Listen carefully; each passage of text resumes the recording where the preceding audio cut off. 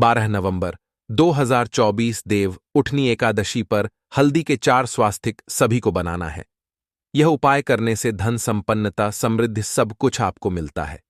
जब आप कार्तिक के महीने की देव उठनी एकादशी पर यह 4 स्वास्तिक अपने घर में बनाते हैं तो साल की सबसे बड़ी एकादशी यानी देव उठनी एकादशी पर साल 2024 में बहुत ही दुर्लभ और बहुत ही शुभ और उत्तम योगों का निर्माण एक साथ हो रहा है। और ऐसे में यह 4 स्वास्तिक वाला उपाय ऐसा समझ लीजिए कि मां लक्ष्मी की कृपा इस तरह से आपको दिला देगा कि धन संपदा से घर भरता चला जाएगा और श्री विष्णु के आशीर्वाद से बहुत जल्दी आप धनवान बन जाएंगे।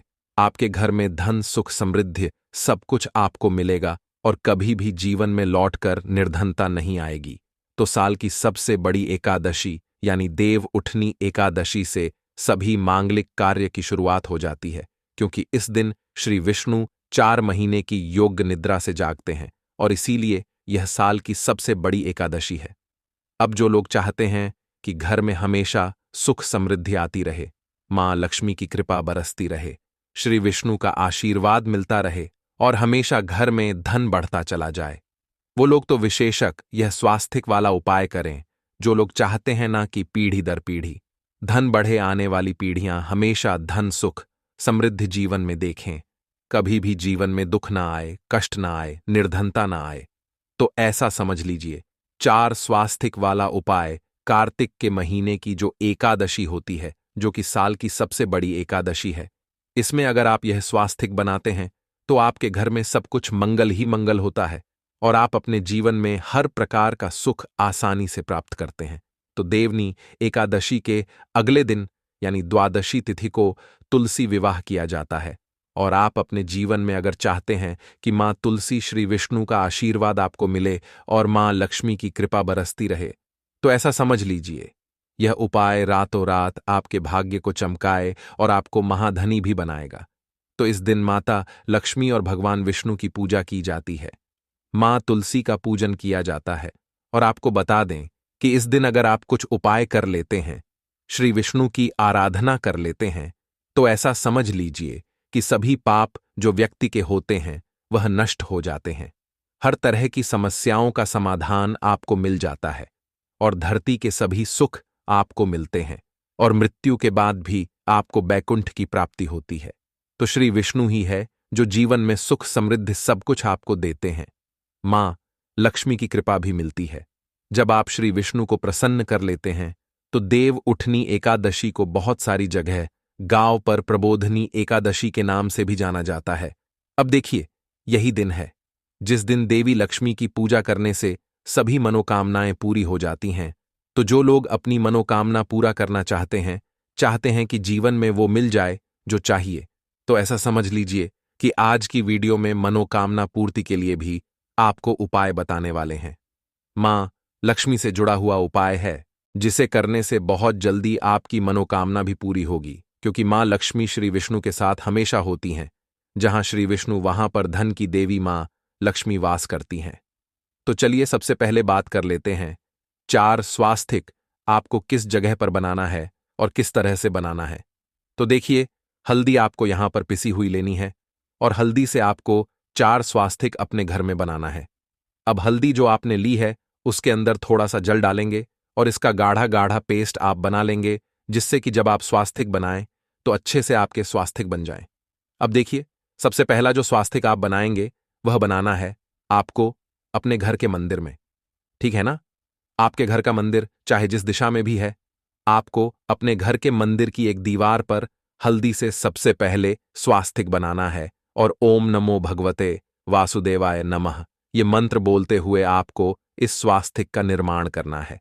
दूसरा स्वास्तिक जो आप बनाएंगे, ये स्वास्तिक आपको बनाना है अपने घर के ईशान कोण में, यानी कि उत्तर और पूर्व के जो बीच की दिशा होती है वहां पर, ठीक है ना।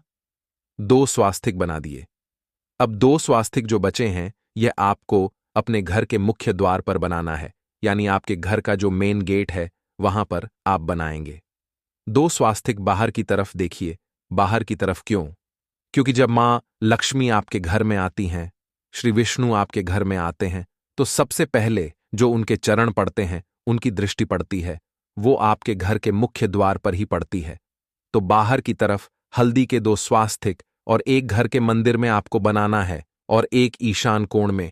अगर आप ईशान कोण नहीं समझ पा रहे हैं तो उत्तर दिशा में भी आप बना सकते हैं। अब हल्दी के जो स्वास्तिक आपने बनाए हैं, 4 आपको इन हल्दी के जो स्वास्तिक हैं पुष्प डालकर इनका पूजन भी करना है।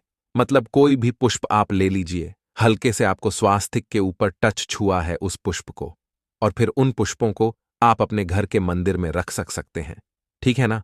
अपने मुख्य द्वार पर उनको सजा सकते हैं और फिर चारों स्वास्तिक की आपको धूप या दीप दिखाकर पूजन करना है।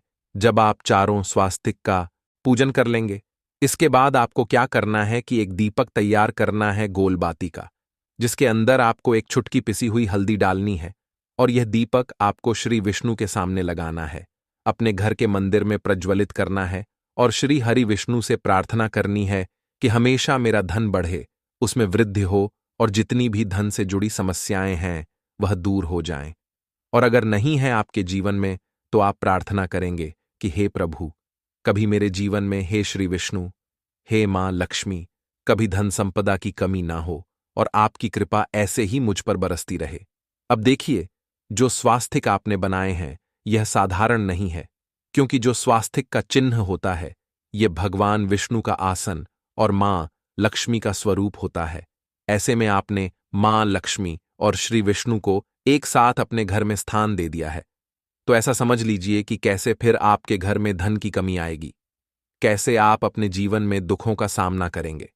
आपके घर में दुख, कष्ट, तकलीफ और धन संपदा की कमी तो कभी होगी ही नहीं। हमेशा आपके धन में वृद्धि होगी, हमेशा पैसा बढ़ेगा, दिन पर दिन पैसा बढ़ेगा। जैसे जैसे समय गुजरेगा, साल गुजरेंगे, आप समझ लीजिए आपका धन बढ़ता ही चला जाएगा, क्योंकि यहां पर आपने मां लक्ष्मी को भी प्रसन्न कर लिया, श्री हरि विष्णु को भी प्रसन्न कर लिया, हल्दी के स्वास्तिक बना दिए। तो ऐसा समझ लीजिए अपनी कुंडली में आपने गुरु बहुत मजबूत कर लिया।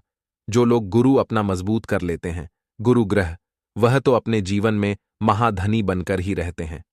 तो जरूर से यह स्वास्तिक वाला उपाय करें, क्योंकि यह बहुत ही लाभकारी, बहुत ही कल्याणकारी, सुख और समृद्धि लाने वाला उपाय है। तो पहले से वीडियो बनाकर आप तक पहुंचाने का प्रयास किया है, जिससे कि आप अच्छे से इस उपाय को समझ कर सकें।